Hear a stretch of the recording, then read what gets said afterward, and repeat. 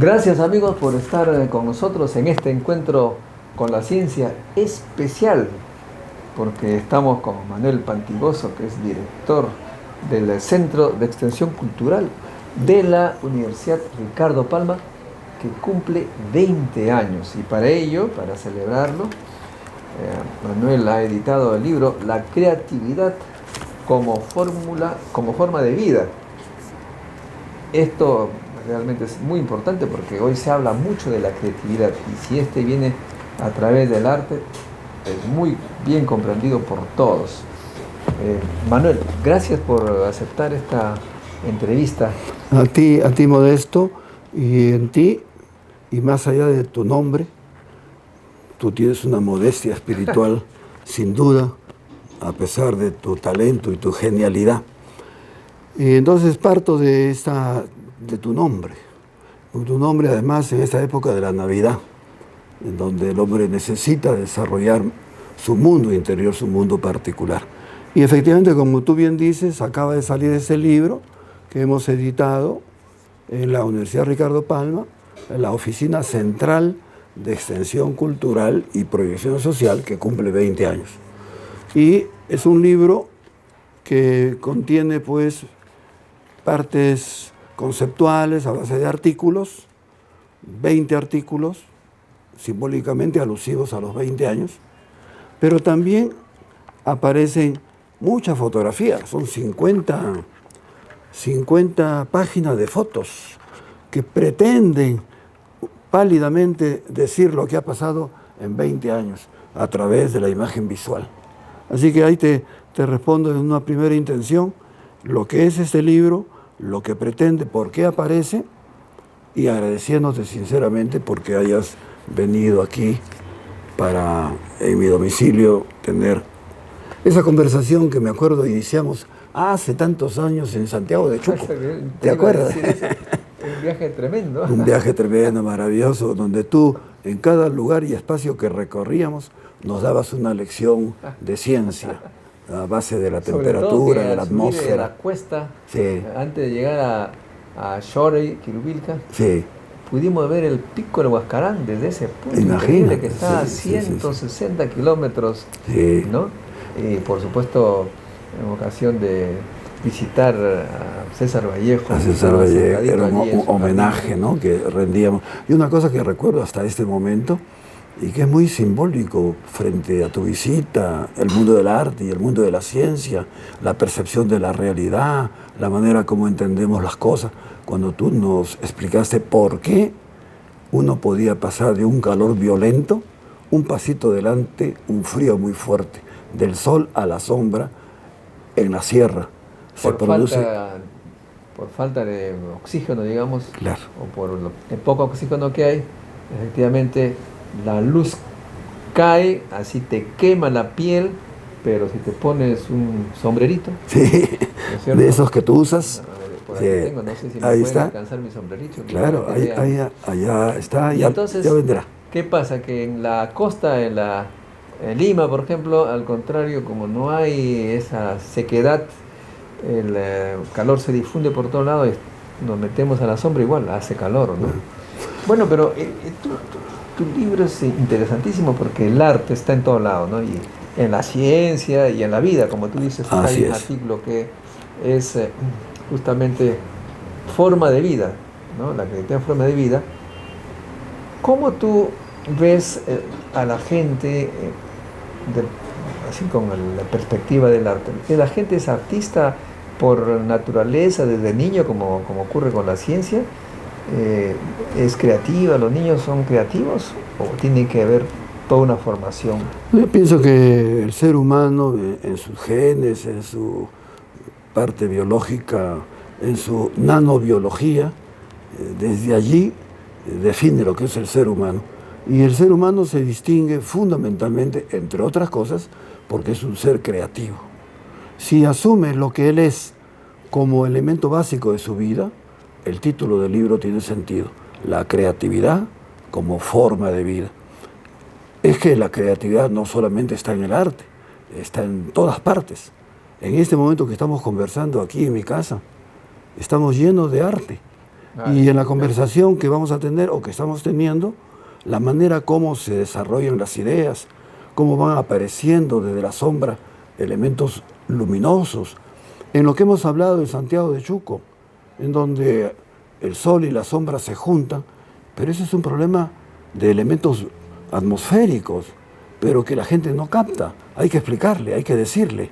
Entonces es igual que el arte y la ciencia. Si no se le explica, si no se le lleva, si no se les da algunos elementos de base, la persona va a pensar en primer lugar que los científicos y los artistas son gente rara, que son de otro tipo. Yo no hago eso, ni lo propugno, sino todos somos iguales, todos tenemos posibilidades. ¿Cuántos grandes científicos y artistas se han perdido porque no tuvieron la ocasión, la oportunidad desde la familia y de la sociedad o el colegio? ¿No es cierto? Y tú también lo que siempre haces en el campo de la ciencia lo estás demostrando. La fusión de la ciencia, el arte y la vida, creo yo, está en Leonardo da Vinci, que claro, él así es un es. artista, un científico, Así cuando es. le preguntaron ¿cómo es posible que usted haga obras tan extraordinarias? Y él dijo, ¿cómo hacer? Saper vedere, hay que saber ver, hay que saber observar. Claro. Para crear hay que saber observar, ¿no? Claro que sí. Y fíjate, acá lo podemos experimentar para nuestros amigos que nos escuchan. Acá tenemos en la espalda un cuadro que es biografía en rojo de mi padre, biografía en rojo. Ponemos 100 personas, ya 20 nada más, para que nos digan qué sienten, y cada uno va a decir cosas diferentes. Bueno, de eso se trata, que tome en cuenta el mundo interior de cada uno y que lo desarrolle.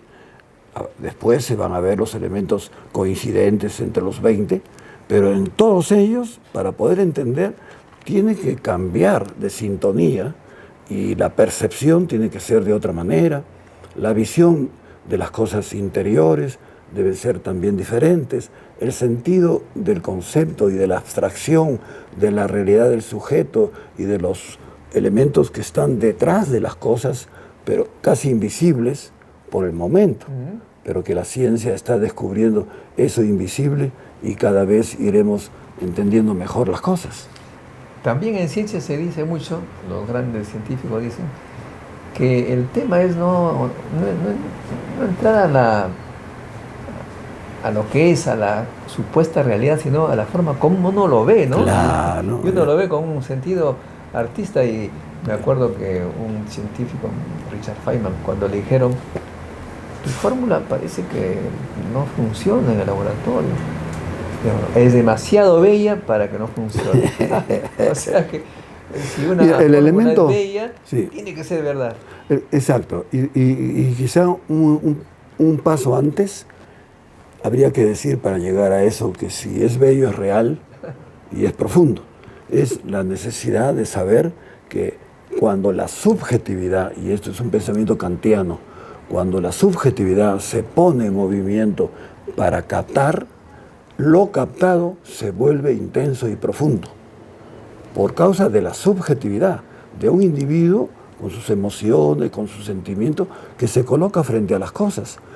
Y tú arrugas un papel, y cualquiera dice es un papel arrugado, hay que botar a la basura. Tú penetras en ese papel arrugado, como aquel ángel que está ahí, yo le puse ese azul, de repente en algún momento puedes enfocar ese ángel que está allá, ese ángel blanco, le puse ese papel azul. ¿De dónde? Como todo lo que hice para este nacimiento. El papel lo estrujo, lo doblo, luego lo extiendo y aparecen las formas maravillosas de los cerros, que si yo me pongo a hacerlo a propósito no me sale. Entonces hay esa cosa también de improvisación que surge desde el arte misma, no tanto desde la cabeza de quien se propone hacerlo, sino desde el objeto mismo, que es expresivo por naturaleza. Ahora la naturaleza, como acabas de señalar, la última palabra, sí, naturaleza muestra una belleza increíble. Hay flores, hay productos que hacen pues unas espirales tan bellas que son motivo de afiches en el mundo del arte, ¿no? Y también en el cosmos, en la astrofísica, la astronomía, estas fotos que vienen, que son tomadas por el telescopio Hubble, que está dando vueltas, sí. unas fotos increíblemente bellas de galaxia, de nacimiento de galaxia, de estrellas increíbles. Todo se ve que hay belleza y aparentemente pues la verdad es bella, ¿no? Y me has hecho pensar en algo increíble, que ojalá lo podamos hacer como exposición en el Corihuasi de la Unidad Ricardo Palma. Tengo un gran amigo, no digo su nombre porque de repente él no me da permiso para que lo cite, pero un gran médico, especialista en cáncer.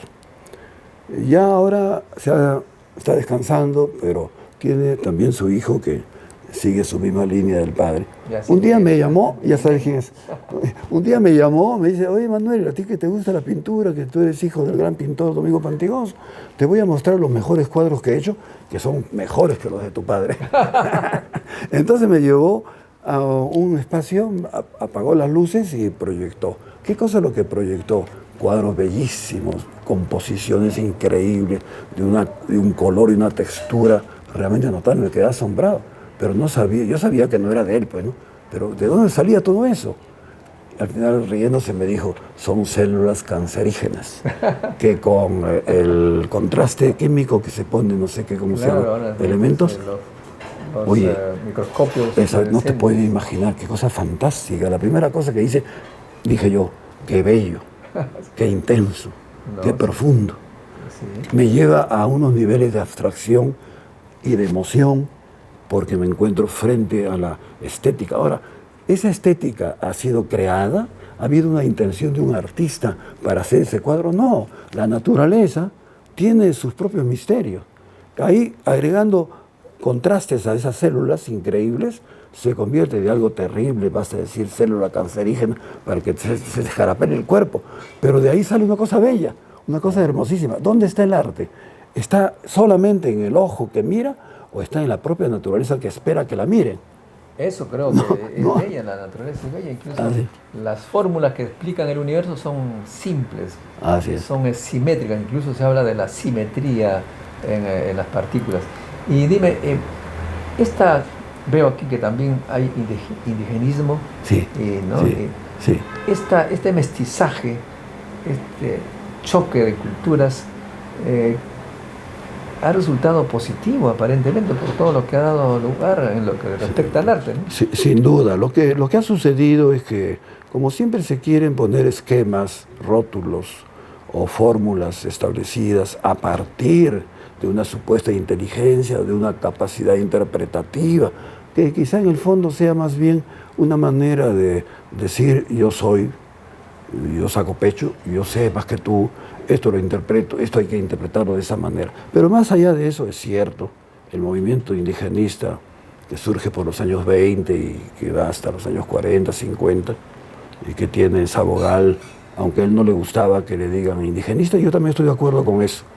Porque, como vuelvo a reiterar, indigenismo es simplemente una palabra. Lo que hay que ver es la obra de Sabogal. Igual que mi padre. Mi padre nunca se sintió indigenista, pero tampoco lo rechazó. Y hay en sus cuadros muchos de los elementos que tienen que ver con lo raigal, lo propio, lo intenso nuestro, ¿no? Él más bien está en una corriente que se llamó el ultraorbicismo, que fue Gamaliel Churata el que le dio ese nombre, el gran escritor puneño, el autor del Pez de Oro, que al ver los cuadros de Domingo Pantigoso en Puno dijo, tanto tiempo yo he tratado de explicar qué es el ultraorbicismo, que es la corriente que yo he estudiado. Bueno, pues ya, gracias Pantigoso, a partir de ahora ya no tengo que explicar nada. El ultraorbicismo son sus cuadros. Vean los cuadros y eso es, ¿qué significa? Más allá de las órbitas estelares, una cosa así cósmica. Es decir, en acá. Claro. El allá, en acá, que es una fórmula andina que tú sabes perfectamente. Sí. Bueno, efectivamente, y también en genética, lo mestizo aparentemente es más bello que lo puro. Contrario a lo que dijeron algunos en los años 40 y se llevaron grandes problemas. Me estabas hablando de los universos, los 7 universos. Esto me hace recordar lo que hoy en día se habla mucho en el mundo científico, la cosmología. Se habla del multiverso, aparentemente. No hay un universo, no hay muchos universos. En una conferencia en Norteamérica sobre el tema, uno dijo, mira, estas cosas son muy complicadas, lo único que a mí me interesa es Miss Universo. sobre todo la brasilera. Está muy bien. La brasilera, dijo. Que te escuche Lucia y ella se va a sentir feliz. Entonces la próxima conferencia, dijo otro, sobre el universo, el multiverso, será en Brasil. Ya. ¿Cómo es que tú los 7 universos hay que ver la escritura. Los 7, número cabalístico por otro lado, que hay que usar en la poesía, todo se puede convertir en símbolo y todo puede ser representación, y con ello se agranda, se intensifica el contenido de un texto o en general del arte. Cuando el lector o el que está mirando ve más cosas, ve más que lo normal, y al ver más intensifica el objeto mirado. En el caso de universo, yo pienso en el universo, entonces pienso en lo que los libros escolares hablan de universo, pero también pienso en los científicos y en las interpretaciones que sobre el universo han dicho, desde el famoso matemático que miró el cielo y dijo que veía números, que veía sonidos y música en el universo, ¿no? Y luego el poeta, que también ve que la palabra universo podía significar dentro de ella tener 2 palabras, uni como uno y verso, un verso, un solo verso dentro del universo, o sea, dentro de esa variedad de universos que no existe solamente a nivel físico, sino universos en el propio mundo interior, universos en la propia inteligencia. Cuando Gardner comienza a hacer sus estudios sobre la multiplicidad, la variedad de inteligencias, maravilloso porque acabó con los prejuicios de que solamente inteligente a nivel matemático o donde intervienen los elementos puramente cognitivos, ese es el único inteligente, los demás son brutos. Entonces Gardner viene a poner el orden y dice no hay múltiples inteligencias. Entonces esa unidad dentro de la multiplicidad y al contrario esa multiplicidad en la unidad, ¿no? Es lo que yo pongo en el título, los 7 universos del Jardín de Magdalena, donde yo me crié en Magdalena del Mar, existe el lugar, existe hasta entonces el jardín, claro, que luego fue destruido y ahora hay un edificio inmenso, ¿no? Pero que eso no van a destruir nunca porque está dentro de mí, en mi mundo interior y finalmente está en mi poesía y ahí existe. Ahí me crié, ahí reí, gocé, lloré, jugué con mis hermanos, que éramos una familia muy numerosa. Ahí aprendí a crear, a ver, a mirar las hormigas, a mirar los insectos. En esa época era pues había, digamos, casas con muchos jardines. Con muchos jardines, sí. Muy amplios, ¿no? Y este era un poco el límite con Pueblo Libre, que ya ahí eran chacras nada más, ¿no? Entonces, en ese universo que se mantuvo y que siempre se quedó en mí, está ese universo que luego yo poetizo. Pero en el libro aparece no solamente el Jardín de Magdalena, aparece el Jardín de España, donde mi madre se crió en su pueblo de Fuente del Maestre en Badajoz. ¿Has ido allá? Sí, yo voy, ahí tengo familia y siempre me conecto con ellos. Y está mi madre allí trayendo el agua de la fuente y llevando para que la madre cocine, etc. Y están sus amiguitos y está la despedida cuando se va a Sevilla. En Sevilla hay otro jardín, el Jardín de María Luisa, que tú tienes que conocer. También hay un capítulo especialmente para el Jardín de María Luisa. Y luego salgo y voy por Europa recorriendo y mirando otros jardines, ¿no? Los jardines de Luxemburgo, los jardines de la Alhambra, los jardines de arena y piedra de los japoneses, el jardín de Dubái, que es un jardín increíble, modernísimo, etcétera, que no es solamente jardín, flores y frutos y naturaleza, no, es lo que se construye también. Ya pasó a tener otra significación, la idea de jardín. Ahora, Lima, según he leído, antes que llegaran los españoles había mucho jardín, había mucho canal por acá, cerca de tu casa también está el famoso canal de Sulco. De Sulco, claro que sí, donde está ahora un famoso restaurante. Y hay un jardín en el libro de este gran arquitecto dice una raya en la cuadrícula, está en la página 151. Y fíjate, allí yo tenía una pálida idea de cómo Lima había comenzado desde el jirón Quilca. Y entonces este gran arquitecto trabaja esa línea y pone en el suelo un camino por donde supuestamente, en esa época, donde más allá de la Plaza San Martín ya no había nada, pero en todo caso por ahí se iba al norte, al centro, al sur, al mar o hacia la sierra. Y todo esto aparece en el libro donde, mira, en esta página, en el suelo, se ve claramente como si fuese un lugar para caminar. La gente no sabía. En la página 159, mira, ahí ves en el suelo una línea 159, Efectivamente. ¿no? Hay una línea y por ahí está pasando la gente, ¿no?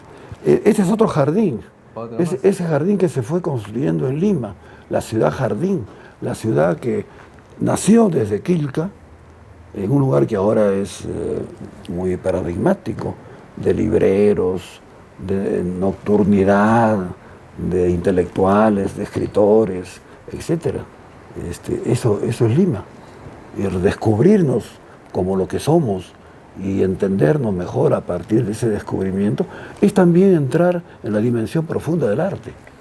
Muy bien, pero por otro lado tenemos la nueva arquitectura que se deshumaniza por rato, ¿no? Sí, acá vivimos en el centro prácticamente de Miraflores, que San Antonio está construyendo ya no te envidio tanto edificios. como antes, porque Sí.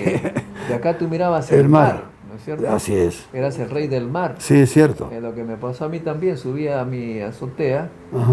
miraba un poquito el mar a fondo, ¿no? Sí. Ahora nos han construido estos acá que fósforos. Sí, y cada vez más. Ya Fueron no. construyendo, apenas hay una rendija entre un edificio y el otro, y eso me permite todavía, en días luminosos de sol, ver un poquito. Ah, caramba, todavía. Algo ahí chiquito, que se puede ver, como en una obra de Colette, en donde uno de los protagonistas le muestra a los invitados que en esa fotografía también está, pero nadie la ve, eres una mujer. Ahí estoy, pero ¿dónde? Y dice, ay, esa oreja es la mía. Acá también, ese pedacito es el mar. Tú sabes que me invitó una vez el director de la Escuela Naval a dar una charla y después de la charla me invitó al restaurante que está también en el piso 7 de la Escuela Naval. Ya. Me dice, doctor, de acá tiene usted la mejor vista del Perú. Se ve pues los jardines de la Escuela Naval y ahí al fondo las Islas San Lorenzo, ¿no? Las islas, ¿no? Entonces le digo, disculpe usted, almirante, le digo, pero si usted dice que esta es la mejor, creo que la mejor del Perú está en mi pueblo, porque en mi pueblo se ve el mar. Es increíble, pero es y cierto. al mismo tiempo se ve la Cordillera Blanca. La gente te va a decir, no, estás mintiendo. ¿Cómo desde la sierra tan lejana se puede ver el mar? Yo lo constaté cuando bajaba, esa vez que estuve, Claro. Bajaba desde las alturas, no solamente eso, la luna está abajo a mis pies, debajo. El sol cae a tus pies. El sol cae a tus pies. Esa frase increíble. Ahí está. Te sale para una poesía. Así es. Y en la noche la luna está ahí, abajo, no está arriba. Y el mar en los días de sol se ve, ahí está, tan cerca. Increíble. Amiga Verónica no creía eso, pero cuando fue a ver, se quedó sorprendida. En Francia no pasan esas cosas. Ahora bien, mira, Steve Jobs, él basa su gran éxito, su trabajo, su obra, en el arte. Porque él decía que una computadora tienes que presentarla para un ser humano, que le agrade tocarla, acariciarla, ver la belleza y hasta la caligrafía, ¿no? Pues una letra pues, IBM, sí. todas. Le hizo una caligrafía, o sea, todo artístico, y se convirtió en el más rico del mundo gracias a que dio en el clavo que al ser humano, pues el ser humano es muy sensible al arte, no se le puede presentar las cosas así por así, ¿no? Sí, pues espontáneamente el hombre se inclina por lo bello, en el sentido no tanto de lo bonito, por si acaso, ya, porque eso ha quedado ya obsoleto, en el caso de lo intenso, de la significación profunda que tienen las cosas, que nos provoca una gran emoción, de tal forma que las cosas más increíbles, como por ejemplo un muladar, depende del enfoque, depende de lo que estás diciendo y de la perspectiva, forma parte del arte. Y en las galerías de arte se exhiben cosas que cualquiera diría, esto es un disparate, se está burlando de mí. Y sin embargo, las instalaciones, por ejemplo, esto que estamos viendo y que he construido con motivo de la Navidad, es una instalación, estamos sin pensar, voy a hacer arte. La construcción, el sentido, el lugar que ocupan las cosas, le da un valor añadido. Y efectivamente lo que tú dices, el arte es totalizador. Y el arte requiere de muchísimos elementos que van surgiendo en la medida que haya un buen perceptor o individuo que percibe o que encuentra. Por eso la relación sujeto-objeto es fundamental en el arte. Y hay que educar para que ese sujeto esté permanentemente al acecho, por decirlo de esa forma, tras las cosas. Yo, como dije hace un instante, arrugo un papel de colores. Yo he inventado la idea, y alguna vez lo haré quizá, esculturas de papel, nada más. Agarro un papel celofán o cualquier papel, lo arrugo, lo coloco de la forma que yo quiera, le pongo una luz. Dependiendo también de la luz, ¿qué ángulo, qué color? Oye, qué cosa tan extraordinaria, qué matices, qué formas de las formas, qué intensidad. Hablando de formas, hace una semana vino una periodista a mi casa y estábamos conversando y de repente me dice, Dios creó los números, me dice. Y me di cuenta que estaba viendo el título de un libro que estaba en la... Ya. Digo, sí, le digo, por supuesto, porque los números tienen que ver también con la belleza. Claro. Sí, me dice, ¿cómo es eso? ¿Usted no ha escuchado los números 90, 60, 90? Las dimensiones de la mujer es bella de los años 60. Sí. Se rió. Lo llevaste por el lado del humor, pero por el lado de la filosofía, los números pues tienen una presencia fundamental. Vale inclusive aquello de el +1 y el -1. Y ahora estamos menos de 0, -1, -2, -3, para entender ese mundo insólito y extraordinario que se está descubriendo con la física cuántica, ¿no? ¿Cuál es el tema que has desarrollado en la Universidad Ricardo Palma? Que dicho sea de paso, cuando uno llega a la Ricardo Palma, se siente diferente, ¿no? Está una arquitectura, tienes a Ricardo Palma. Sí, es cierto. Es una gran diferencia a los otros que conocemos. Pero tú has instaurado, en cierta manera, en Ricardo Palma, la educación por el arte. Cuando Iván me llamó el año 96, en diciembre, así por eso estamos cumpliendo 20 años, venía yo trabajando muchísimo tiempo, prácticamente desde niño, por mi formación en el campo del arte, con mis padres y mis hermanos en el Jardín de Magdalena, y fui desarrollándome en este espacio importantísimo de la educación por el arte, tomando conciencia, inclusive que yo era un prototipo de esa educación a través del arte, que mi manera de ser, mi sensibilidad, mi desarrollo intelectual, todo se tenía que explicar a partir de la educación por el arte. Comencé a trabajar en consecuencia el aspecto teórico, conceptual, filosófico, histórico, sociológico, científico de lo que es el arte, para darme cuenta que efectivamente la creatividad, que es un elemento no solamente del arte, sino de todos los elementos que estoy diciendo, inclusive la ciencia, tenía 3 elementos fundamentales que tienen que ver directamente con la creatividad, o sea, con ese desarrollo de la conciencia autónoma que hace, de acuerdo a su libre albedrío, palabra que inventó San Agustín, que con libertad y con creatividad hace lo que quiere, ¿no? Puede salir del jardín donde estuvo feliz hasta que Dios le dijo, bueno, este paraíso ahora lo van ustedes a buscar en otro lugar. Le dio la libertad para que vaya. Entonces, los tres elementos fundamentales de la flexibilidad, de cambiar, de estar descontento siempre, de buscar siempre otra cosa, de encontrar que ya me cansé de ser como soy, ahora quiero ser otra cosa. Esa es característica de la flexibilidad aplicable a lo que es la creatividad que está en el ser humano en general y que el artista lo desarrolla, como también el científico, metido en su laboratorio, no quiere saber nada, sino encontrarse a sí mismo a través de lo que está haciendo. ¿Qué diferencia hay entre ciencia y arte? Ninguno. El otro elemento, la fluidez, como un río que cruza y uno no se moja una sola vez la mano, como decía el gran filósofo, y que permite que mediante la fluidez tú también seas inacabable. Un amigo decía, no importa que se copien mis ideas, porque tengo otras. ¿No? Entonces esa actitud es la fluidez. El que dice, no, ya se me copiaron, ¿y qué? La tuya era lo único y ya no hay más. Sigue buscando, pues. Esa es la fluidez que está en el arte como elemento fundamental. El pintor yo termino un poema y quiero escribir otro, y luego termino ya mañana, ya escribiré otro, y nunca acaba. Una característica fundamental de la creatividad es no la meta, sino el proceso.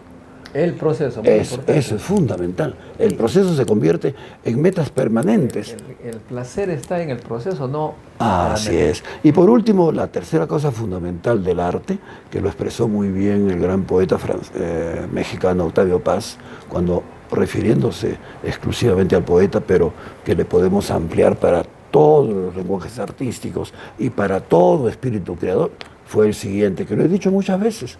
Dice, el poeta desciende. Al descender, desnace. Y nace nuevamente fénix de sangre. Entonces, yo digo en un epígrafe de un poema, si las cosas ya están dichas, hay que decirlas nuevamente.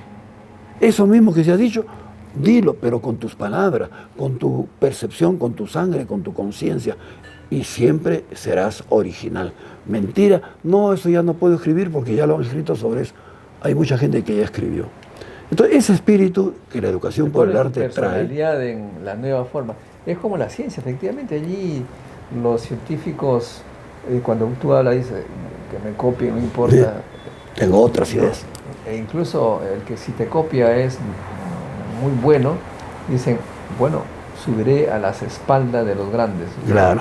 Para ver, Así los hombros, perdón, claro. de los grandes para ver más lejos. Qué bueno que me copien, pero que sea mejor que la copia, ¿no? Así es. Y que sugiera otras cosas.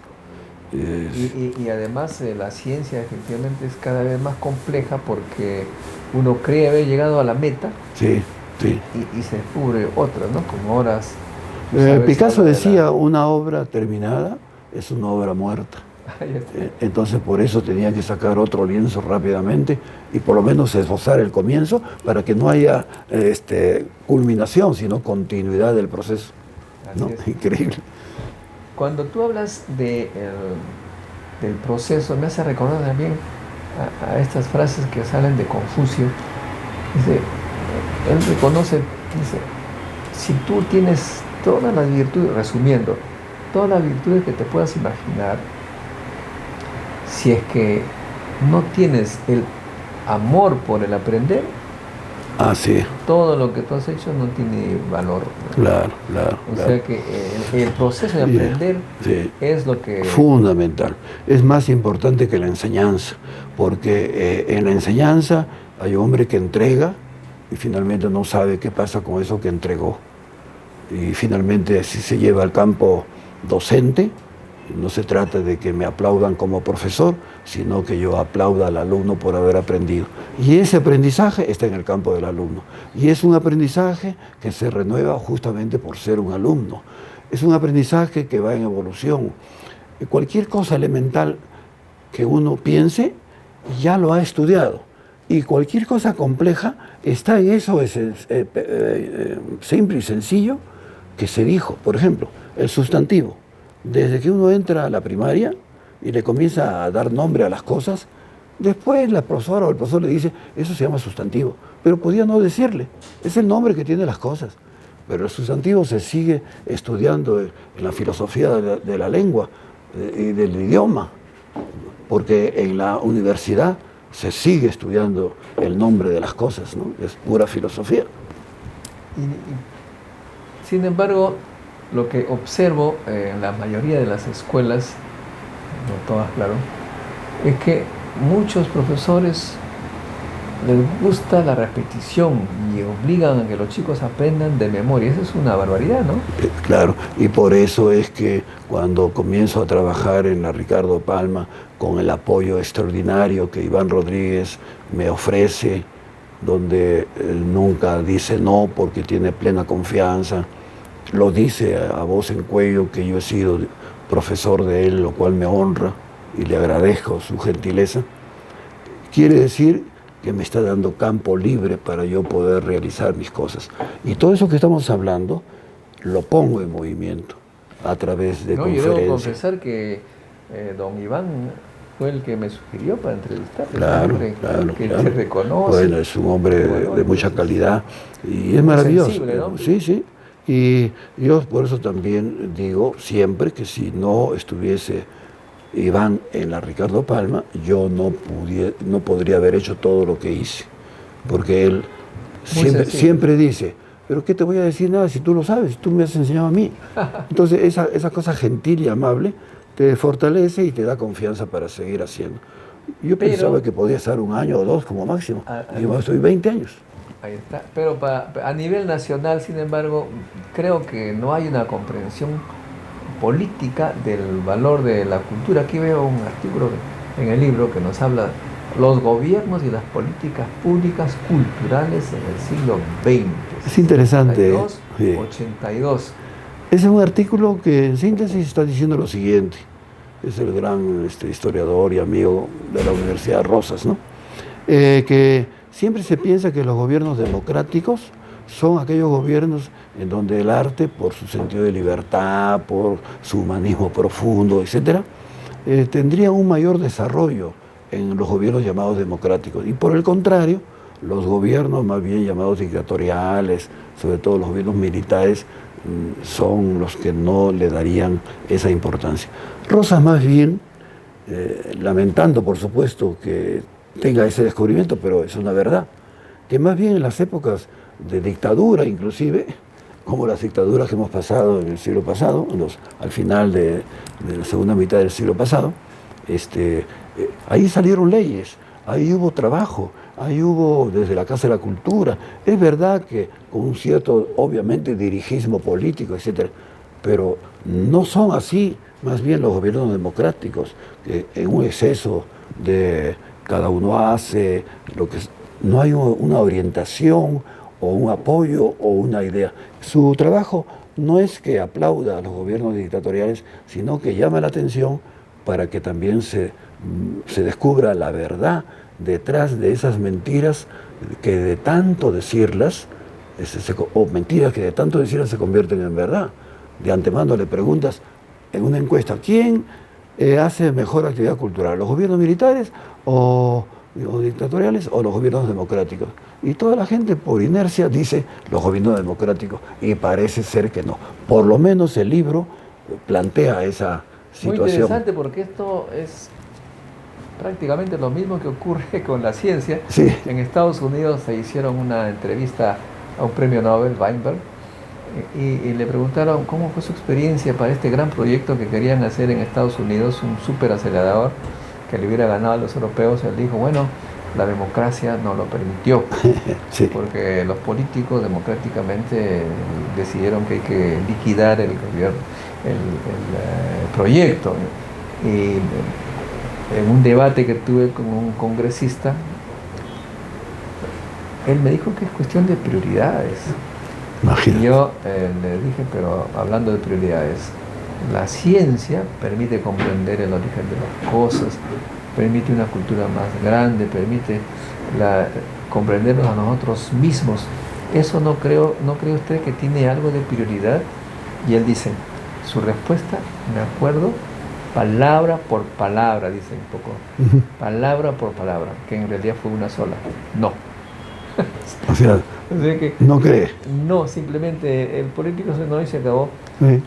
Y después dijo, bueno, alguien se burló de él, le dijo, mire, tú presentas tu proyecto al Congreso y van a haber centenares de congresistas que van a decir sí, pero cuando se sepa, cuando se escoge el lugar donde va a estar la obra, de esos centenares se van a reducir a 2, Sí.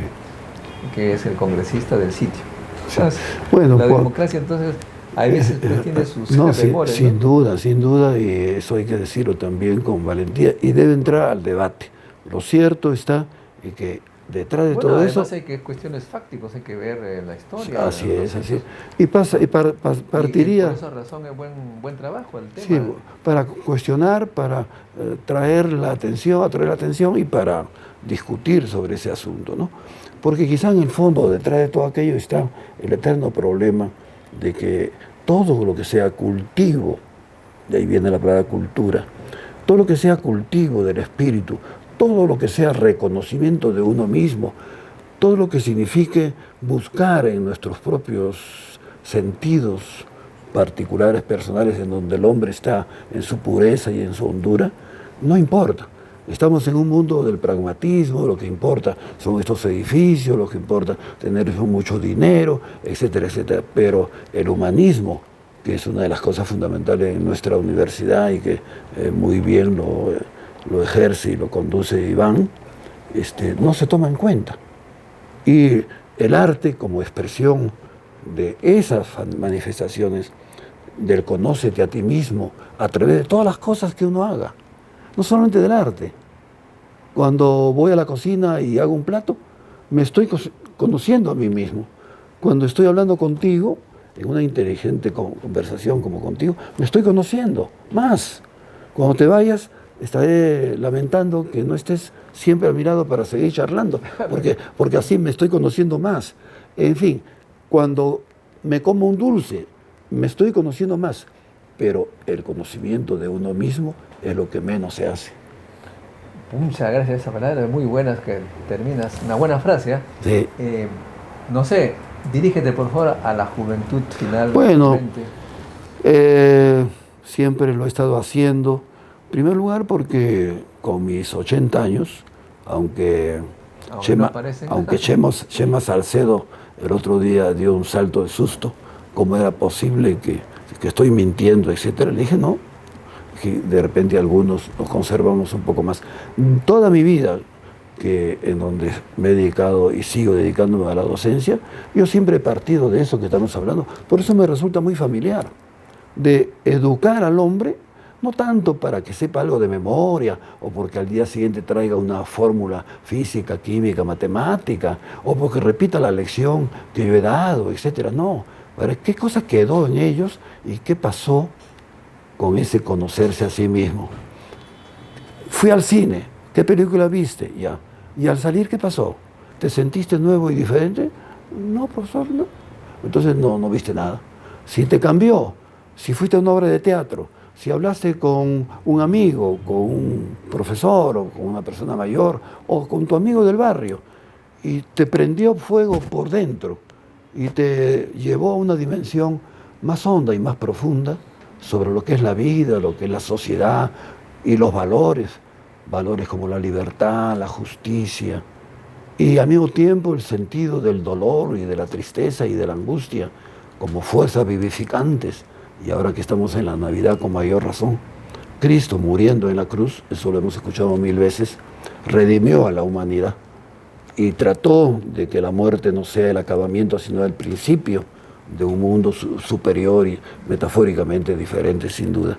Y es eso lo que creo que hay que estar siempre diciendo, no solamente el profesor, sino los padres, los colegas, los amigos, los grupos que se reúnen para hablar sobre temas importantes. Creo que eso es básico y eso es lo que yo dejaría en tu nombre a todos nuestros amigos. Gracias amigos, gracias Manuel por escucharnos, también a ustedes. Extraordinaria entrevista que vamos a repetirlo varias veces en nuestros medios para que la gente se entere que sin arte no hay una vida plena, Así es. no hay una buena enseñanza, no hay una buena ciencia, y en realidad, pues, en el fondo, la vida es el arte de vivir, ¿no es cierto? Sí, Gracias, amigos. exactamente. Y será hasta un próximo encuentro con la ciencia. Muy amable, Modesto, y hasta pronto, siempre juntos.